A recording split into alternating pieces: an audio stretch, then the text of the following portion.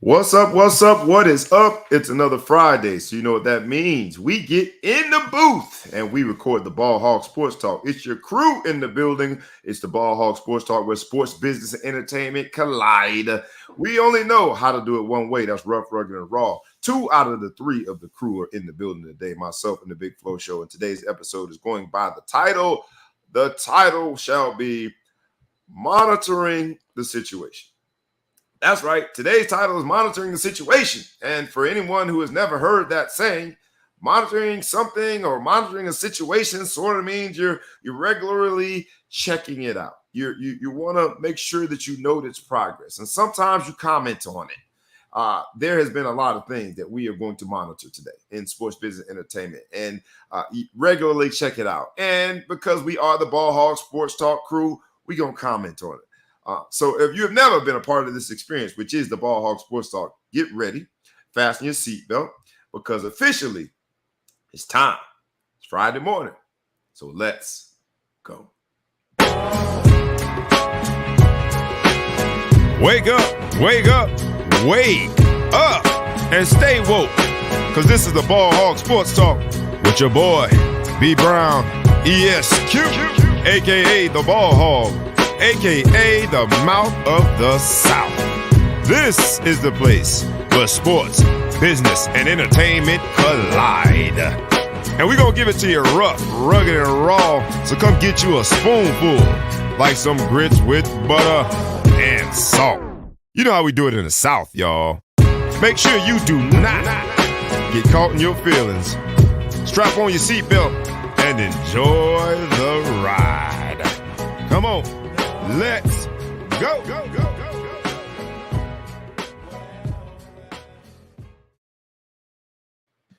In the building. You know what it is. It's Friday morning, man. We are coming not only from the East Coast, but from the Central Time Zone. We got the Big Flow Show in the building. What up, bro? What's good, America? What's good, B? The only time zone, Central Time Zone. Central Time Zone is in the building. I'm trying to make a ploy to make that the new standard. I'm tired of everything working off East Coast. It's time for us to take a turn. You know what I'm saying? Maybe we should just hold it down during the daylight savings time.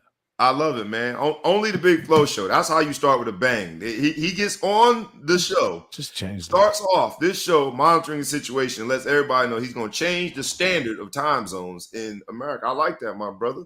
Hey, happy summer, man. We had the solstice and stuff. We don't celebrate the solstice like we supposed to. Happy summer. Summer solstice 2 days ago. Happy summer. Happy summer, my brother. And that means that, you know, now we can make it hot, like hot fish grease in this thing. In this monitoring the situation episode. There's only 2 of the 3 of us. ETP is not here today. He is making big moves. So there will be 2 of us. We got the Big Flow Show in the building who is coming to you from the Central Time Zone. And it's your boy, B. Brown, ESQ, a.k.a. the Ball Hog, a.k.a. the Mouth of the South, a.k.a. Mr. Excessive Celebration, a.k.a. Bareezy. Let's monitor the situation, man. Because last night, a lot of names got called. Lots. A lot of bank accounts beefed up last night. A lot of lives were changed by a few words. With the whatever pick of this NBA draft, this such and such team picks and they fill in a name and all of a sudden lives have changed. Hey. Dreams realized and money earned. More millionaires made in one day than probably any other day of the year is the NBA draft, maybe. Straight up, man. Everybody gets paid. Everybody gets paid. And I watched it with an NBA agent who I know, a guy who has worked with a lot of NBA guys and works overseas as well. And I asked him, I said, well, if you're a second rounder, what kind of money we talking about? And I was thinking, I mean, here I come from this old Neanderthal football mind. And I'm thinking the number wasn't going to be that big. The number was still big. I was like, oh, put me in the second round. No wonder these guys. You answered the question I had about why people come out early to go second round, because that's enough. Yeah. Excuse me. Yeah. It was just really interesting. If anybody does not know what we're talking about, the NBA draft was last night. And so we're going to get into some details about the draft itself. There was a lot of drip in the draft. A lot of people wearing a whole bunch of diamonds in that thing.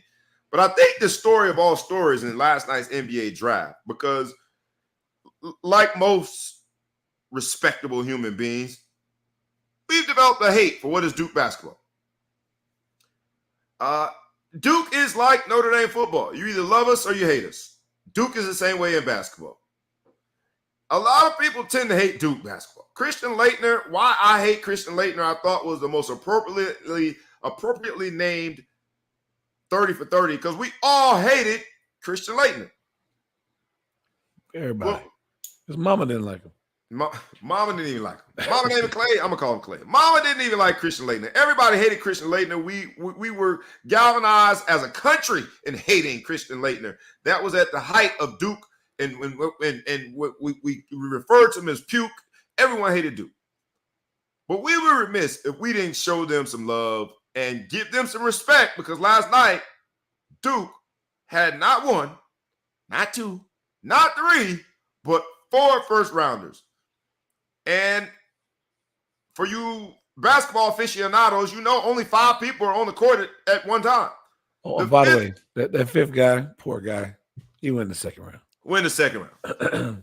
So Duke, shout out to him, hats off to him, man, to have 5 players on one team get drafted in the same draft class. Now, they all, it seemed to be, decided to leave early because Duke's incoming class is like that. So Duke's one of the things where Duke used to be the school that no one did one and done.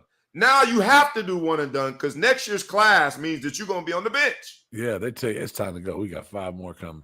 We got 5 more coming. 5 more coming. So Duke, shout out to y'all, man. I have said graduation rate ain't quite like it used to be. 0. You graduate 0% of your people, man. That's the only thing you can do to record against Duke. Man, they don't graduate nobody. Who they graduate? Yeah, I think they have an exception for the one and dones. I don't know if that impacts the who graduated though. And what was your graduation rate? You can't say it's 100%. None of them graduated. They graduated bank accounts, but they did not graduate from the. You know what? Even when you don't graduate Duke, you leave there a millionaire. That's a good slogan. Yeah.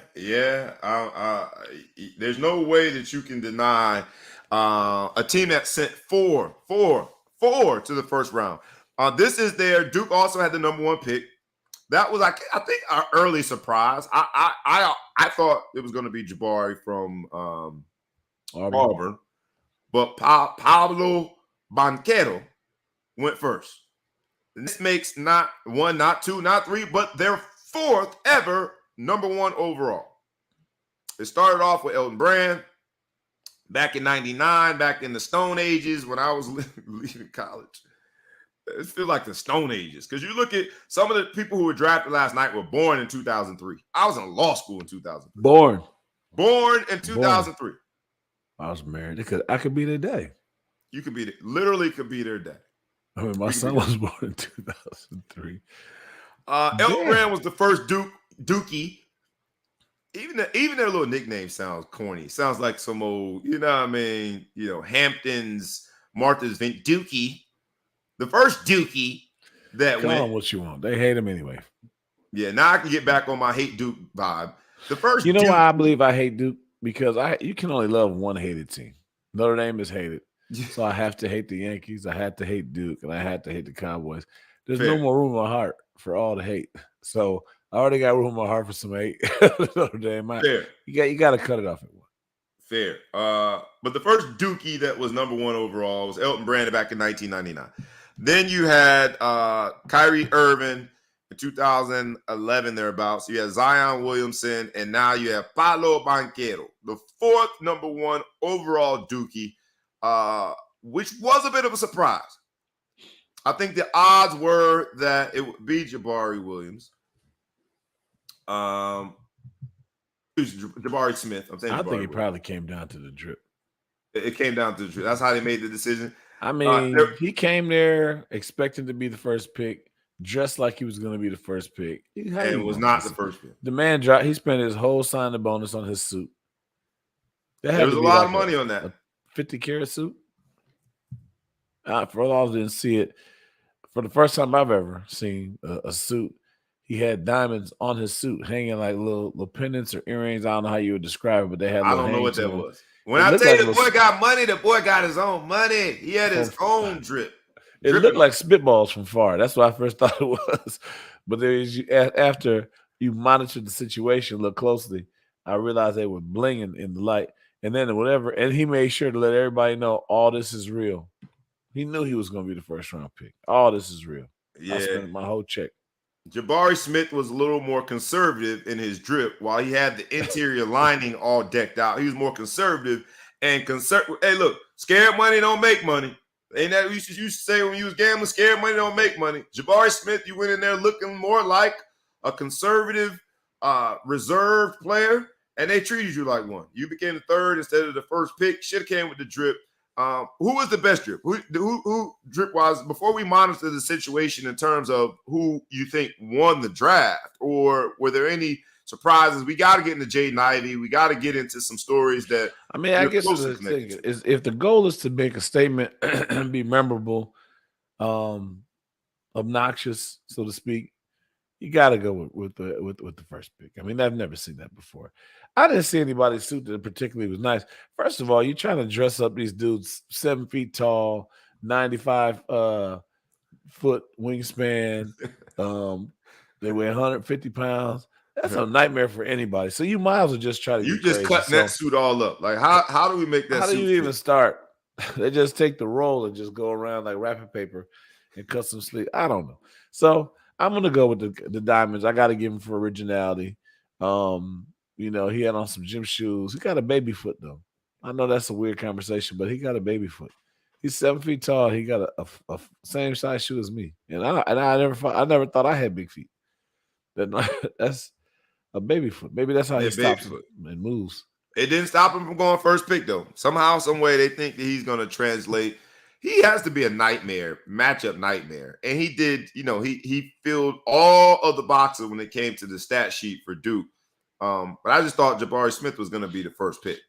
I thought Jabari Smith That's what you're looking was for. going to be the first pick, and so did the odds makers. But Paulo Banchero was your number one pick overall last night. And monitoring the situation, let's talk about sort of from there. Because Paulo had on his purple suit with the diamonds hanging off of it. There was a green suit that I liked. The kid from Eason from LSU had on a green suit. Were there any other fashionable, worthy moments that you saw last night? I'm trying to look. I'm going through real quick. I didn't see any.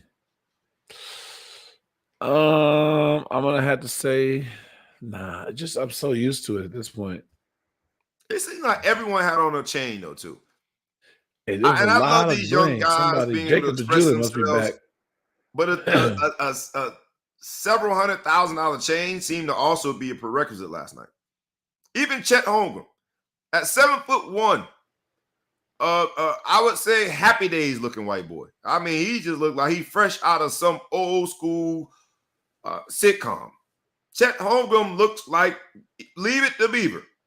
Even Leave It to Beaver had on a chunk chain last night with some dice hanging off of it as his charm. Certain guys, God had to give a lot of talent to, because I don't believe Chet would ever have a girlfriend or boyfriend. I don't know which way with gender. He's nowadays you got to question whatever gender Would you he's say gonna you be. don't know which side of the gym he's I'm on? not here to decide that, but I don't care which side of the table he eats from. He would have a difficult time had he not been second pick in the draft. Now he ain't got no difficult time. He ain't got no difficulty. He pick him. He's very attractive. Certain things are not supposed to go together. I'm 7'1", fine, but my money makes me 138 handsomer. pounds ain't supposed to go together. No. That man's every bit of 150 at 7'1". But yet he's the number 2 pick in the NBA draft. Early favorite to be a bust. Who do you think is not going to pan out? Tari Eason. I guess that's how you say his name. Terry Eason. I don't know how you say his name. But the kid from LSU had on the green suit. And I liked it, actually. It was a green tuxedo looking fit. I liked his suit. Anybody you think is going to be an odds-on I'm favorite looking to be for a man. bust? Who's this Because right Chet here? Holmgren to me Makai is Brand. He got a curtain. Look, he got a curtain rod suit. Makai Brand. He looks like it's something that was used to be a curtain. I don't know who I would say it would be a bust. There's some questionable first rounders. I hate to question this young man because I knew him growing up. But if we're gonna be objective, Patrick Baldwin, I was a little surprised that he went in the first round. He was a very promising high school guy, youth basketball player. We were all on the same circuits. His dad was a college coach, coached at Northwestern, and then he coached at UW Wisconsin. He got relieved of his duties at UW Wisconsin. I don't know if the guy averaged 10 points a game in college, and he got drafted in the first round. Now maybe they just that's think because he that had that wingspan, 9-foot wingspan. Because in this episode of monitoring the situation, I paid more attention this year to the pre-draft process than I ever done before. I just kind of want to get into the intricacies of how teams make their decisions. And I know there's a lot of craziness when it comes to decision makers in sports. I always thought the first 10 and the 40 when it came to offensive linemen wasn't a big deal, but NFL scouts think it's a huge deal. I've learned a lot about the NBA pre-draft process too, and seeing how they do the pre-draft combine, seeing how the workouts that they do, seeing how they do the measurables. Maybe he was drafted on what they would consider potential. What number pick was he? He went to Golden State, so it was towards the end. Golden State, so he's towards the end of the first round, but first rounder. Yeah, first round. Again, he was a highly touted kid in high school. He played in Wisconsin. Doesn't have the best basketball, but played in Wisconsin. He was a shooter. He's like 6'10", I think, whatever. So I'm happy for the kid, and I do whatever. But if I'm just being objective, I think it's a little bit of a surprise as a first rounder, considering he had a bad college career. And I'm sure, what is that? I don't know if Milwaukee is like Horizon League or something. It's not like they play in a tough league. I don't know what league they're. But I just was I'm happy for him. I'm more surprised but happy. You know what I mean? Yeah. So let's hope he's not the bust. Since you have a personal connection, I don't know if Chet Holmgren would be a good candidate just because of the measurables. But what's up, Jana? Jana says that he needs to hit the weights. Chet Holmgren. We love it when our live audience. Maybe Jana, you can send him a plate because I think it all starts in the kitchen. It starts in the kitchen, but also he's gotta evolve into what could be a body that withstands 82 games. And Kevin Durant did it, and that might be why Chet Holmgren went so high, because whether you like it or not, and yes, Kevin Durant is black, and any chance the Big Flow Show gets to take shots at his grade of hair, he does. So Chet Holmgren I missed and this Kevin opportunity, Durant. but you reminded me, so I'm going to pass. Go ahead, man. Here's your moment. Go ahead. What do you think about his hair? Taco meat. Taco Tuesday. It's always Taco Tuesday at the Durant house.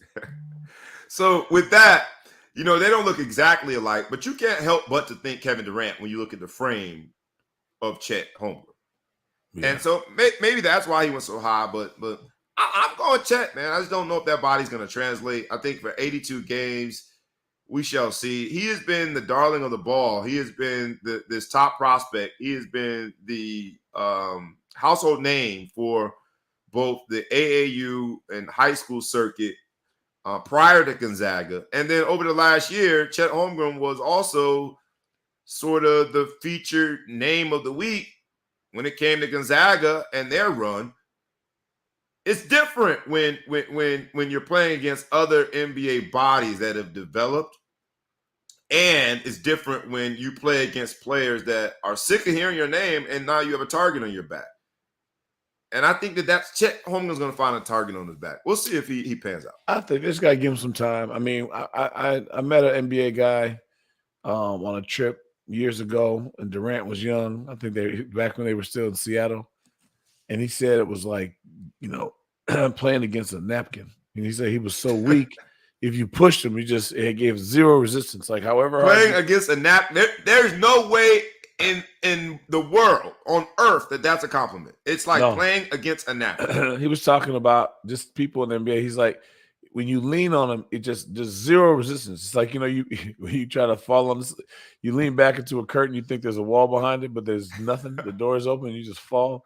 That's how weak he said he was when he was in the NBA, and it was just weird. Like you could just push him around; he's malleable.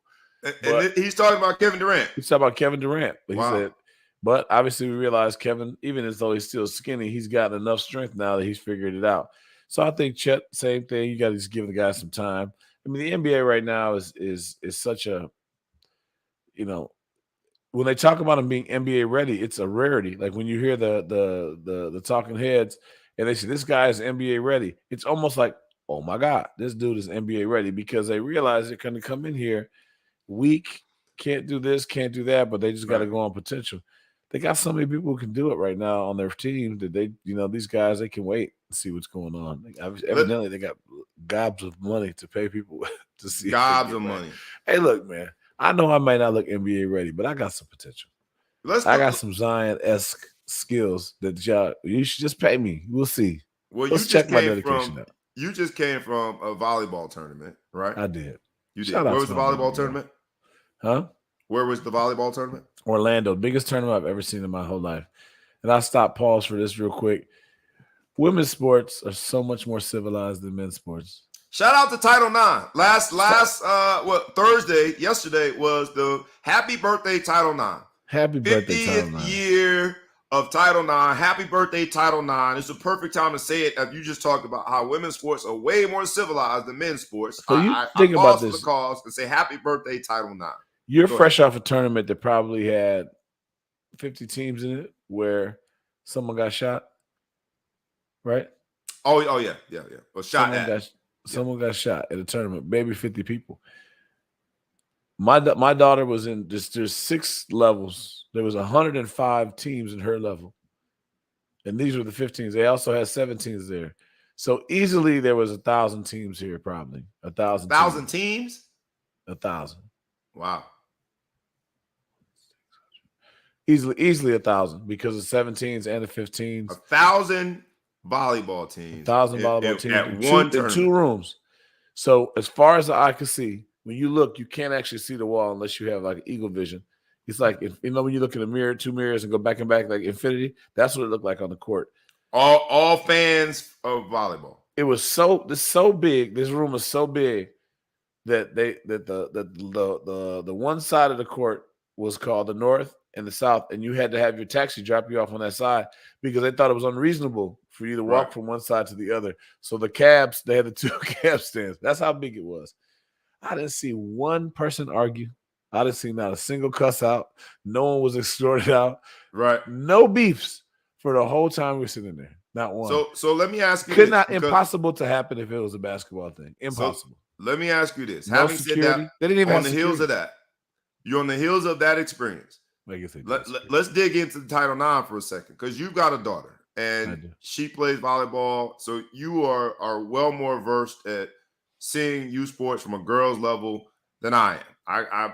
I've got 2 boys. I don't get to see volleyball. And occasionally there'll be girls at our basketball tournaments, but occasionally. Rare. Title IX. Happy birthday, 50 years. But Title IX states no person in the United States shall, on the basis of sex, be excluded from participation in, be denied the benefits of, or be subjected to discrimination under any education program or activity receiving federal financial assistance. That is at the core what Title IX, from a verbiage standpoint, says. But from an all practicality standpoint, in practice, do you think we have achieved our objectives when it comes to Title IX? Seeing the youth sports, angle and seeing volleyball is one thing, but I say it here, and we don't have to really debate it one way or another. I just ask it on the heels of you describing this volleyball environment. We've talked about the WNBA several times on this show. I'm a very public supporter of the WNBA. I like the WNBA. Candace Parker had a triple-double last night. But I like the WNBA. But do you think the Title IX, where we were trying to go and where we ended up, do you think that those 2 things are at an intersection? Have we arrived at where we thought we were going to go with Title IX? Has it met its objective? I think in life, there's no such thing as almost arriving anywhere. Everything is a work in progress because once you feel like you've arrived somewhere, you probably would digress from there. You Yep. start to get comfortable. So I think we could always do better. Um, I mean, at the end of the day, you'd like to see a day where all sports, revenue generating and non-revenue generating, could give full scholarships to more than a adequate roster. And right now they don't. And other than volleyball, which is probably why there was 1,000 teams that are there, and 1,000 more people Follow the coming, money. follow the Follow the money. money. Or basketball, there's no mandatory full scholarships in female sports. I'd like to see more of that fairness. There's only football, which has an unbelievable amount of number, but also brings in most of the revenue. And basketball are the only mandatory full scholarship sports, I think. Right? Yeah. There's no other ones that's mandatory full scholarship, Oh meaning that man, you got it. you Yeah. got to give a full scholarship if it's D1. It's not a partial scholarship sport. I don't think there's anything else, right? With a certain number of, you get a certain allotment of full So scholarship. you can just to be correct to people, you can get a full baseball scholarship, you can get a full soccer scholarship, but they only have 11 for the 30 people on their team. So when they give you one, they're banking the team on you. Track, same thing. Right. But in football, if you're on a Division 1 level, not an FBS level, you can only get a full scholarship for football and only get a full scholarship for basketball or nothing at all. For girls volleyball and girls basketball, you can only get a full scholarship. So it doesn't allow the team to break it up and say that you only get a partial. Um, I'd like to I see didn't that. realize that. I know that they have the eight. When you say only get full, I thought the full scholarship meant that the 85 grant and aid scholarships that you give, those 85 have to be full. You can't take up one of those slots and it not be a full scholarship. So you can't have 90 people and say 5 people have halves or 10 people have half scholarships and split it up. 85 people, 85 scholarships. 85, got it. Yep. Basketball, I don't know if it's 15 or something. I don't remember the number, but it has to be full and partial. Whereas FCS, they'll break it up and they'll say, got it. I'm going to give you 80%, get you some academic, and then maybe your parents got to pay a couple grand. And that's how they put their roster out there. Which used to be the big lie when people would always tell me, we grew up, oh, I had a partial scholarship to Michigan State. Lies. It didn't. No such thing didn't exist. But I digress. But anyway, so I would like to see more full scholarships out there if possible. For our young ladies. For the young ladies and do whatever. But honestly, sports in general has come so far. But the amount of money, if you're a business person out there aspiring to get into sports, do yourself a favor. Do not look at any male sport at all. Concentrate on the women's sports. It's so much more expensive, so much more lucrative, so much more willing participants. You mean as like an owner operator? If you were to start this as a business for profit and you try to do male basketball, good luck. I'm making a dime. If you're trying to do football, no luck. I'm not even going to wish you good luck. You're a fool. You're not going to make any money unless you can get a sponsor. If you'd like to make a lot of money where you don't have to work anymore and do whatever, and you can get into volleyball. Our club, I won't even get into the finances, but let's just say the club my daughter belongs to brings in many, many millions of dollars a year, many millions of dollars a year. And they have no expenses because you pay it. Because I'm not going to let my daughter come up short. Many people feel the same way. My daughter is if you guys got the socks, she got the socks. All right. They got the knee pads, she got the knee pads. My son, I don't know if you need a shooting shirt. You don't ever wear one. You could just warm up how you are. That's debatable. I don't know if you need that. I don't know if you need a shooting shirt. Did you wear your shooting shirt last year? I don't think you used to wear it. Can't you wear the other socks? They're not exactly like the other teammates, but about the socks. Gym shoes still fit. Hey man, if you're good enough, they'll get you your own shoe. Well, I got to see her make but you know what I'm saying? Yeah. Oh, my son scores 25 points a game. I don't really think he should have to pay. Do you really want to win? Nah, let you come play. Girls, you're never going to talk to anybody. Anyone who knows who your daughter is about the money. The person who could care less if your daughter ever comes back. Give me my money. So that's all I'm saying. But Title IX has gone a long way. I looked at 1,000 girls out there that weren't at home chasing some boy, weren't on the internet, weren't on their phones, weren't doing silly things that were not as productive. They're all there working their asses off. The teamwork I saw was amazing. Just the spirit, like I said, it was not a toxic environment at all. No arguing, no yelling, no screaming. the sportsmanship that you can learn from some of these girls sitting there after game. We just beat a team and they sat there and watched us play the next game with no malice. You learn a lot from women in sports, Right. I think. Right. That we as men ruin. We do ruin it. But I like, for those just joining, this episode, monitoring the situation, on the heels of, because yesterday was the 50th anniversary. So happy birthday to Title IX. We're just monitoring the situation. So in the comments for our live audience, please answer that question. Where do you think we stand with Title IX? 50 years removed from its initial implementation, the signing of this bill, have we arrived when you think of Title IX? Because we talked about Duke and its one and dones. We talked about Duke having 4 first rounders and the 5th starter being drafted in the 2nd round. I got one more Title IX comment I want to make. All right, so let me finish this and I'll throw it back to you. Duke also has a young Black woman as their athletic director who went to Notre Dame. Shameless plug.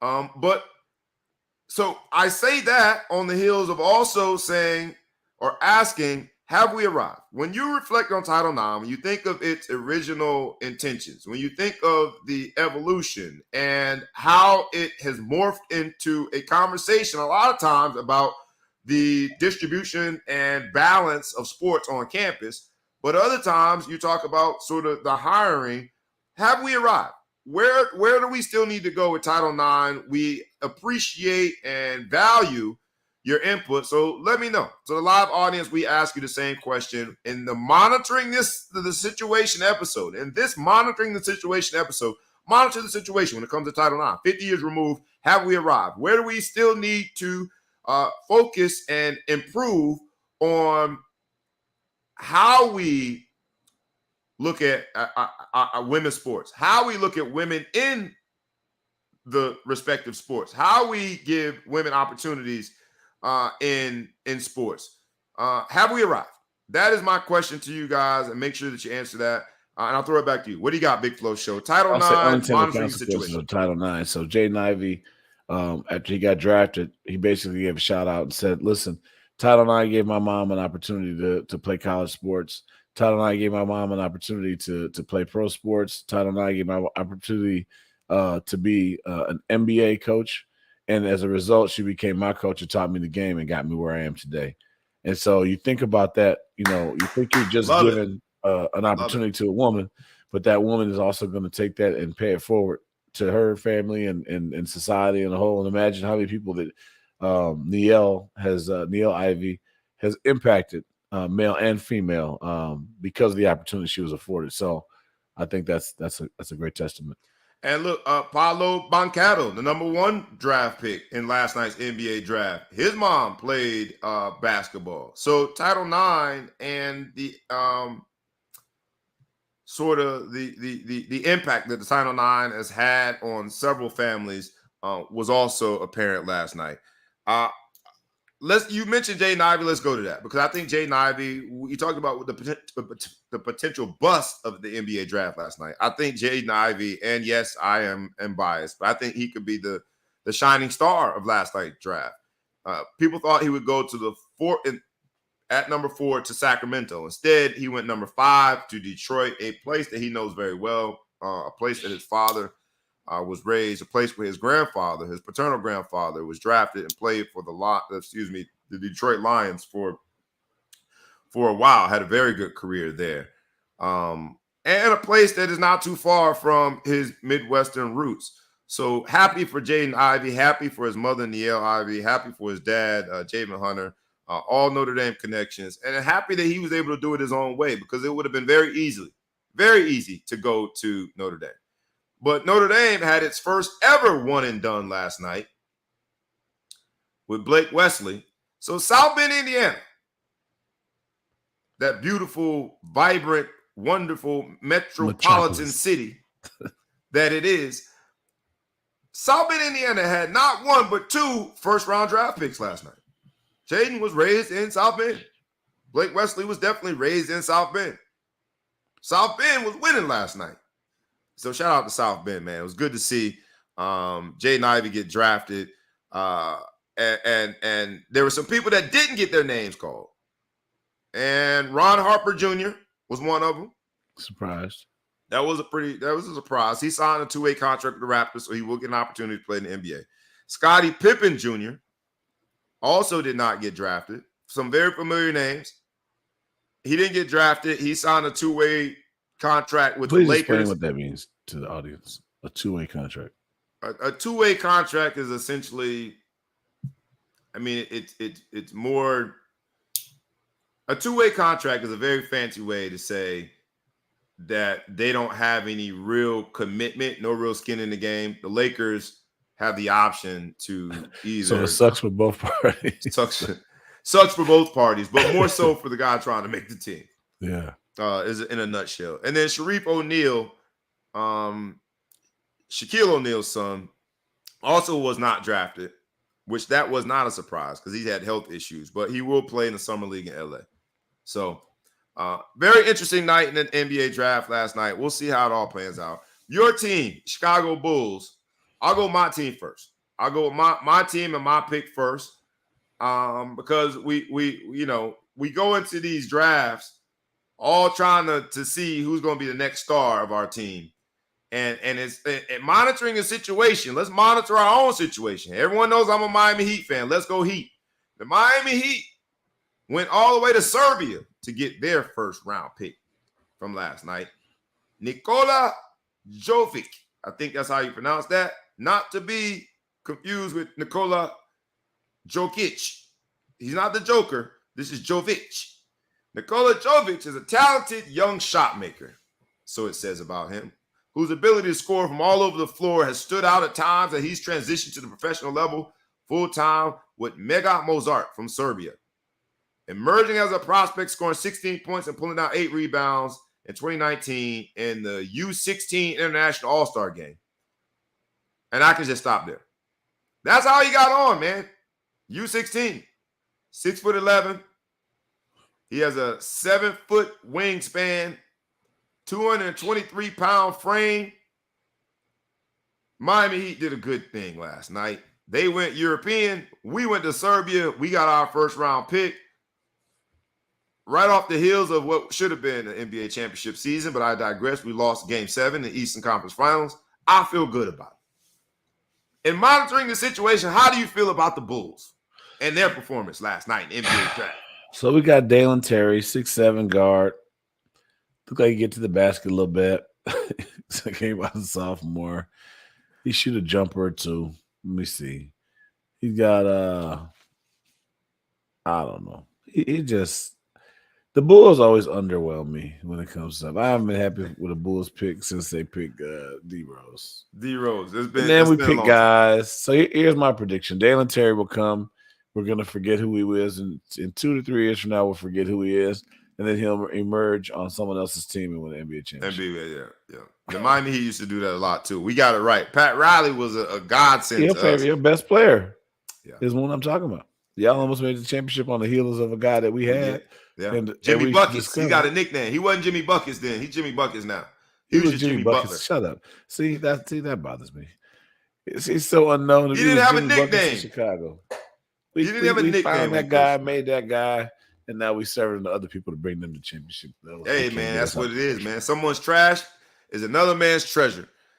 So you don't believe in your pick, but we shall see, man. And he could be great, but because the Bulls pick him, I think he's going to be trash. The worst performance last night had to be the New York Knicks. You got to do a whole Venn diagram to figure out exactly what they were doing last night. They were trading in order to not trade, just to get back to the. It seemed like they just wanted to be relevant. I want to do this. I gotta find them. Do you have it pulled up? What's that? The New York Knicks. I can try to pull it. I'm trying to find it. Keep going, but I think they traded like 55 times to make sure they didn't draft nobody. Yeah, draft night for the New York Knicks. If you're a New York Knicks fan, because all of the New York media tonight is just having a field day. New York Knicks blow draft night on another hopeless bet. And I think they were trying to get Brunson. Ultimately, I think that's what they were trying to do, but I don't know. Initially, I heard talks that they might trade up to get Jaden Ivey, and all of the trades seemed like some weird game of musical chairs. It didn't seem as though it was strategic. It was like they was just doing things because they could, and I don't know where they landed. But the New York Knicks made Spike Lee, the big New York Knicks fan, the most famous, doing a face palm because it was confusing. I don't know what they did. And he took his day and went to the draft. All he left was a picture of him and Jaden Ivey. That's all. They gave up Kemba Walker and 100 picks, and they got 3 future first-round picks. Like, maybe they sitting out. You think they sitting out the 2022-23 season? Maybe, man. I don't know what the Knicks. Here's my thing. All you New York Knicks fans, some of which mess with me in group chats. You brothers know who y'all are. You mess with me in group chats while the NBA was still going on, the playoffs were still going on, and my team, the Miami Heat, was playing in those NBA playoffs. I was still getting people who call themselves New York Knicks fans talking trash to me. After last night, in this episode of Monitoring the Situation, I've monitored the situation and I've come up with the fact that the New York Knicks are trash, big trash. Bubba Dub, big trash. Y'all are trash. Week old, hasn't been sprayed with Lysol trash. You are the type of trash that is filled with baby diapers. You are the type of trash that is filled with seafood. You are landfill. You are the worst of the NBA. Chicken skin. You are terrible. So the next time a conversation comes up in basketball, is the conversation centers around basketball. It's the topic du jour. Sit it out, New York Knicks fans. You are no longer a basketball team. You are a real estate business that owns MSG. You are no longer a basketball franchise. After last night, it's done. It's over. Finito. You have proven that you don't belong. And that's a word. I had to get it off my chest, man, because New York Knicks fans be coming at you, man. And in a monitoring situation, they trash, bro. Whatever they doing, they're doing it wrong. Dolan and the Pips, that whole organizational structure, the way that they treat what they would call, their heroes, the players that put on the line for them, the only person I really have seen them utilize is Allen Houston. Everybody else seems to be forgotten once they walk out of MSG. And for that, I'm proud to say, in the monitoring the situation, y'all just terrible. As Charles Barkley would say, good and terrible. With that, I'm asking everybody, like, comment, share, tag a friend, tag a foe, tag anybody that you know, like we ask every week humbly. Please subscribe to the YouTube channel and to the podcast. I'll give you last word, NBA draft. I think that everyone will agree that New York Knicks got last place, like they always do. Even in the draft, they got last place. Any other NBA nuggets from the draft last night before we move on to a few other topics? I would just say that at this point, I feel like it's truly, and it has been for a while going that way, truly an international league. There's 3 Canadians drafted in the first round, a bunch of people that maybe played in the States, but they were at, from France. Shout out to Haiti. We had a number 6 player in the draft by way of a bunch of places. Made it. They have the NBA Academy. I think they had 3 people in the draft in the first round. I think the G League had at least 2, if not 3, in the first round. So I do say that the NBA, if you take a step back and notice, their systems are working. The G League is the path to the NBA draft now. That's there. The overseas marketing is born foreign-born players. That's successful. Now they have the NBA Academy. That's been successful. So, you got to give a shout out to the NBA and what they're doing to produce a market that can be viewed globally. People interested by also. Hats off to them for that. Hey, this is the Ball Hog Sports Hour, where sports, business, and entertainment collide. We talk about the sport of the NBA, but you were right. From a business standpoint, their international push and trying to expand. It was a proliferation of marketing into international markets, and it has worked. It has worked. I talked about the Miami Heat getting our player from Serbia. At one point, that would seem far-fetched. Now it's just another player from Serbia. The G League did work out. Now, there was a G League player who I thought was going to go much higher, and the mock drafts had him going higher, and he was in the green room. Jaden Hardy from G League Ignite had a tough night last night. He was in this white suit with like the, ruffles or whatever that was on there, or I don't know what that was on his suit. But he ended up going much later than people had anticipated. He went in the second round, but he's still going to get an opportunity. But you were right, man. All systems go. The NBA, whatever they're doing, seems to be working. I will end here, though, because just like you were at a big tournament this week, I was at a big tournament. Mine was not volleyball. Mine did have a lot of toxic masculinity in it because it was basketball. Mine did have a lot of ignorance involved because, again, it was basketball. It wasn't as cordial. It wasn't as respectful. It wasn't as, ideal when it came to the structure of players and coaches because it was basketball. But the thing that I want to bring up, because this is the monitoring the situation episode, the thing that I want to bring up, and it has to be said, because while I like Jaden Ivey, I love Jaden Ivey as a player and as a prospect, and just personally, I'm cheering for him. Jaden Ivey, when you looked at the green room, just to the eye, Jaden Ivey looked like the shortest player invited to that green room last night. And the green room is reserved, the invitations are reserved for people that they are projecting will be in the first round. Jaden Ivey is 6'4", and he was the shortest person in the green room last night. Why do I say that? Listen, AAU moms and dads. With your 5'8" self, married to a woman that's 5 foot tall, Lil Junebug out there doing all kind of things with the ball. I get it, man. Lil Junebug out there killing in the class of 2031. So he's a third grader out there killing. Listen, please enjoy this experience.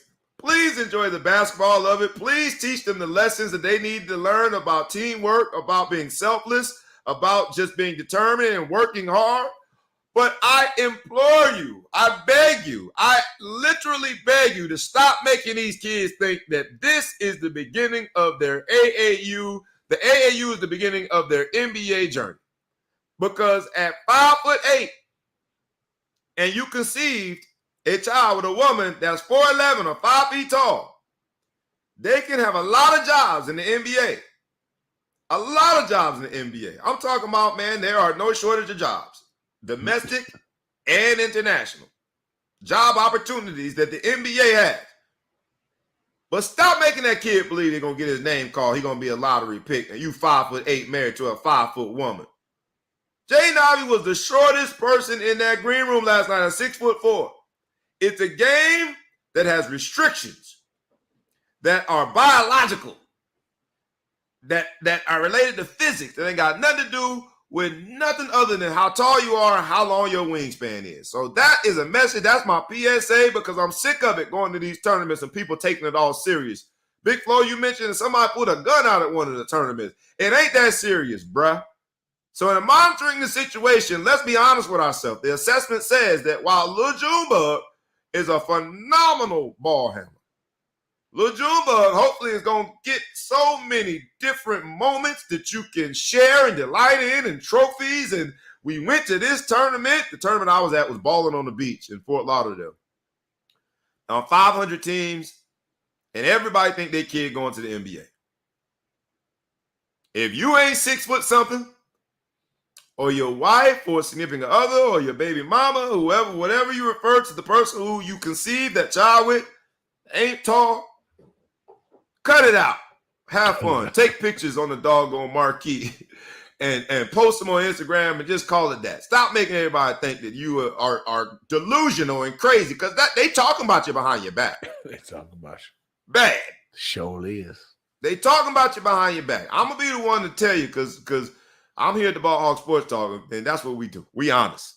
That was a good draft last night. We'll see how it pans out. The beautiful thing about the draft is, whether it be the bust or the surprise of the draft, is we won't know in monitoring the situation when it comes to the NBA, it takes time. It takes seasons. It takes people fighting through injuries. It takes people fighting through what could be a slump. And I'm looking forward to watching it. I would say Jaden Ivey easily has a 15-year NBA career just looking at his body. But there are no guarantees when it comes to the NBA. No, sir. So much so there's one guarantee. Go ahead. Rich. Rich. Another number one draft pick in the past, we talked about Duke. Their second number one draft pick overall was Kyrie Irving. Kyrie Irving is back in the news. In this episode of Monitoring the Situation, Kyrie Irving is in the news for all the wrong reasons. Kyrie Irving is in the news because Kyrie Irving is saying if the Brooklyn Nets can't figure this out and get him signed, he is now, at least by way of somebody in his camp, produced a list of 6 teams that he would consider if indeed a long-term deal cannot get done with the Nets. On that list, drumroll please, on that list are the Los Angeles Lakers, the Los Angeles Clippers. Something tells me he wants to live in LA. The New York Knicks. Something tells me that he is bound or obligated to do community service. By his house. That's community service. He got to get his hours in. The Miami Heat is on that list. As a Miami Heat fan, I respectfully decline. The Mavericks are on that list, and the 76ers are on that list. Is this much to do about nothing and monitoring the situation, or is him producing this list evidence that indeed it looks as though there's smoke in the city, there's trouble with Brooklyn Nets, and that Kyrie Irving might not be coming back? That's a good question. I mean, he is giving these teams some notice to try to put some trades together. Now they can come out there and start saying, hey, I'll give you they could trade. I don't know who the Lakers got to trade. Who would you take on the Lakers at this point? I mean, Russell Westbrook has to be in the mix. But why would he? You know what I mean? I don't know. Westbrook take everybody. How about this? We're gonna give you Westbrook. We'll give you AD. Give us KD and your boy Kyrie. How about that? You take them both. Yeah, I can have them. Then you gotta have 3 bums on your team. And the Nets.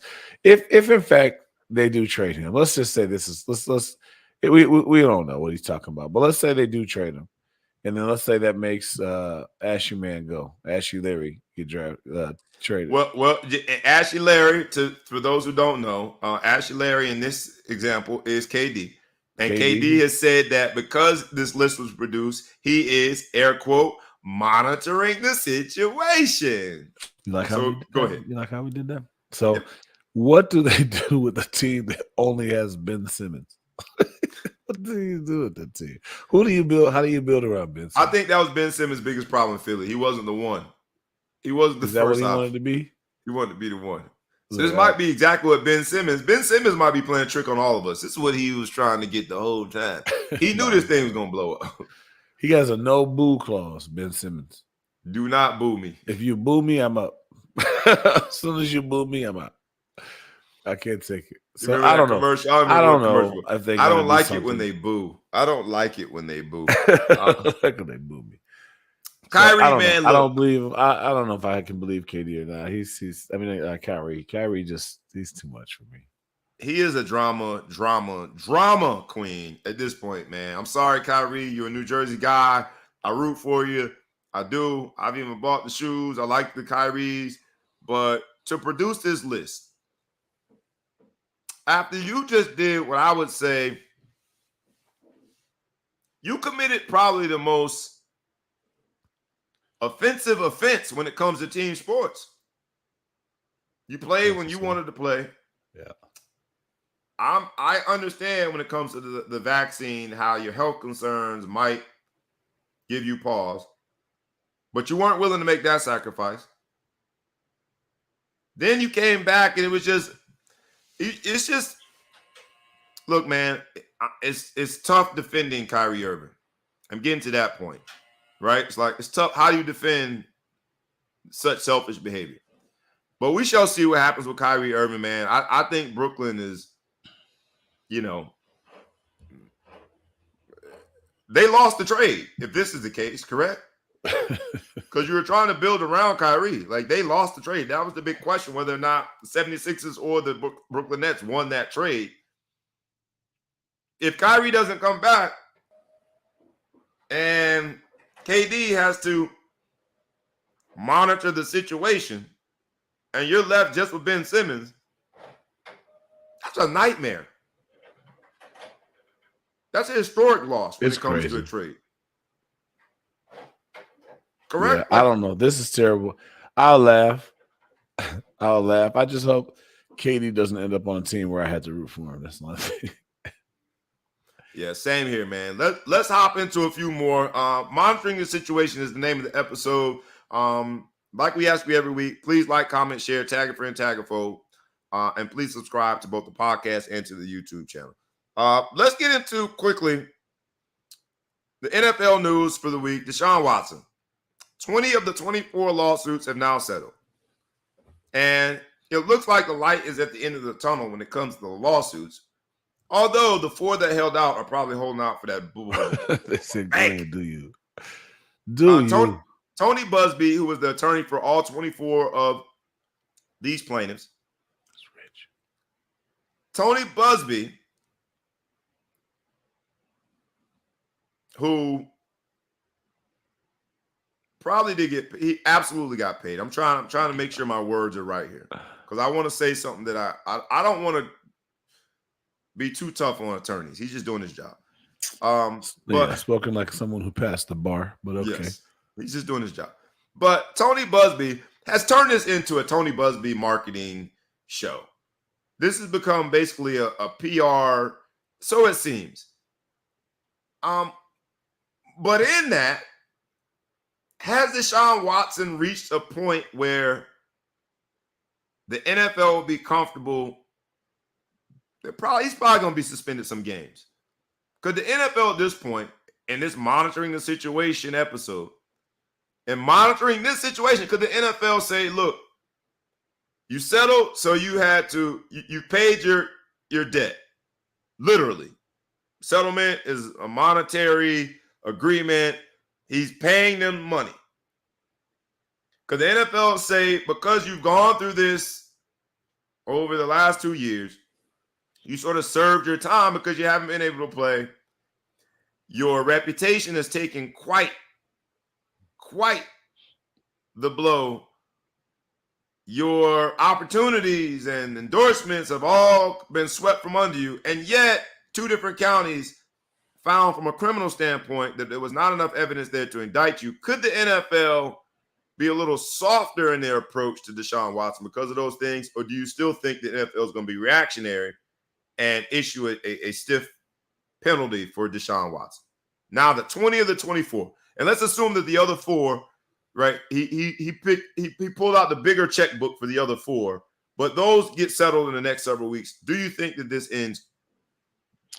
I don't know if it does, but I think it should. Again, I think he did it, but because the way that the system works, that should work in this country is, I mean, if you haven't been charged, you shouldn't be prosecuted. You know what I mean? So if you haven't been charged, I don't know how you do that, because, I mean, we all know settlement does in no way, shape, or form admit guilt, right? I mean, it's cheaper to get this done and get his name out the press and move on with his life than it is for him to keep paying his lawyers to fight 24 cases, right? He's going to have to pay them all this different money to do it. So if he settled and gave these ladies some money, I'm sure. I don't know what you think. They got a couple hundred each. They couldn't have got 2. I mean, that was a part of it, that you can't disclose the terms. That was a stipulation. So undisclosed. They got their money. They walked away.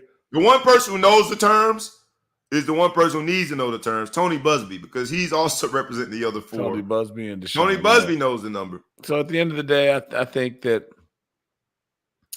I don't know. They probably will suspend him just to save face, but I don't think that they should. I think that if the 4, it depends what happens in the next 4.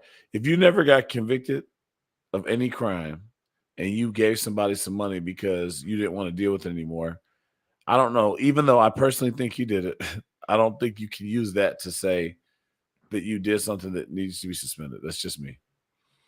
I'm a Cleveland Browns fan, so I'm gonna sit this one out because you know where I'm gonna go in my opinion and what I hope that happens. But we'll see. I think the NFL is more times than not when it comes to these type of concerns, they are reactionary, and they normally react to the court of public opinion. They don't react to the criminal court that says there's not enough there to indict. They don't react to the civil court proceedings that says that this is settled. So I would be shocked if they did not hand out a penalty that included suspension. Yeah, there will be. He'll be suspended. Emails. So I mean, you got to do something. He'll be suspended. But we're gonna be all right. We're gonna get our quarterback. That's my quarterback. Let's hop into some college stuff before we get out of here, man. Actually, before we go to college, let's take a very brief moment of silence because while that is the Cleveland Browns family, the Baltimore Ravens family dealt with a lot of loss this week. And while they're in division and they are our rivals, football is its own version of a fraternity. And so to see that the Baltimore Ravens and that football family was torn apart with tragic loss this week, we want to send our condolences. We'll give a brief moment of silence for both Tony Saragusa, Goose, the big defensive of tackle, nose guard that filled up the middle for those amazing defenses that the Ravens had. Goose was a big part of that. Goose died at 55 years old. And then Jalen Ferguson, an active player, died at the age of 26, both Baltimore Ravens. So let's take a brief moment of silence for both of those two gentlemen and their families.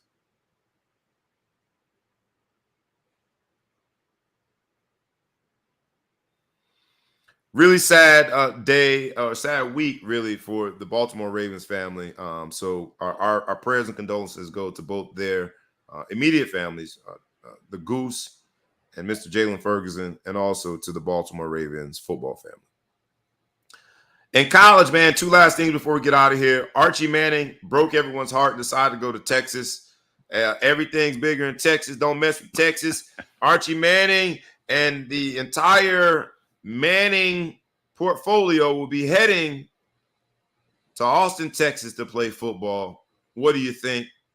What do you think he got paid for that? I bet he got paid so much this is obnoxious. It would be embarrassing to talk about. Yeah, he got Let's just say he got more than Deshaun Watson's victims got. Yes, he so probably got a lot of money. I would say I was surprised by it only because they got Quinn Ewers there who has 100 years of eligibility left, right? And most of these guys, you expect they want to start the day they get on campus. You know what I mean? He wants to break the records and be up out of there. So the fact that he's going to have to sit for a couple of years behind Ewers doesn't make a lot of sense to me. Maybe he feels as though Ewers, Ewers got to go again. He just acceptable. I'm going to take that spot. Ewers can't go nowhere else. Yeah. Well, I don't know. I'm surprised by it, but you know what? That's fine. Stick them all in one place.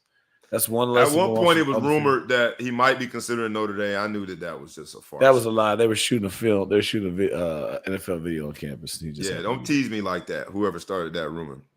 The other college news that we got to talk about is Ohio State. And monitoring the situation, Ohio State keeps winning.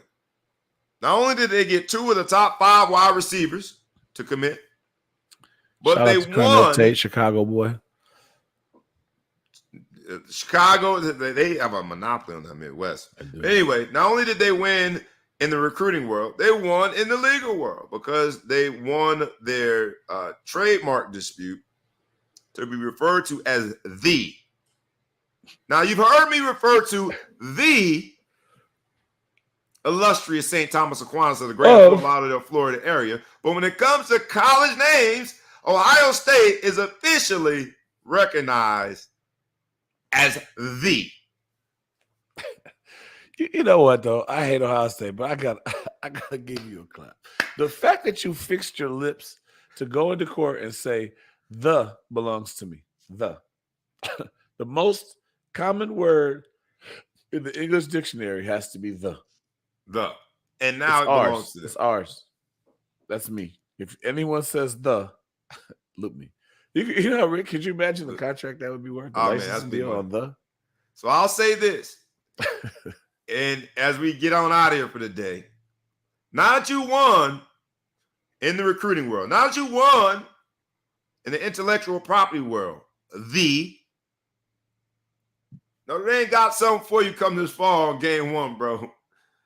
In monitoring the situation, I'm feeling as though we got a can of that you know what to open up on y'all. It's coming, boy. And we're gonna refer to y'all as the University as of we Notre beat the Dame. brakes off of y'all. It's gonna be the team that took this whooping. And the Northwestern University gonna come get y'all after that. The place that we shocked the world. You can be referred to as the. But it shows just how much big business is, how big the big business is in college football. But I digress. We talked about a bunch of NIL stuff over the last several months, and we'll get into some more of it next week. In this episode of Monitoring the Situation, it was more about the NBA draft.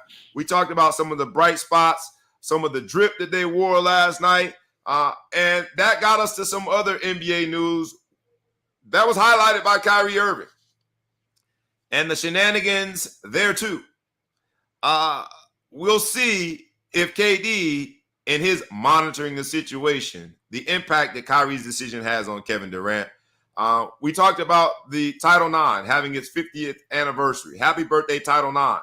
And monitoring the situation, we've come a long way. We've got a long way to go.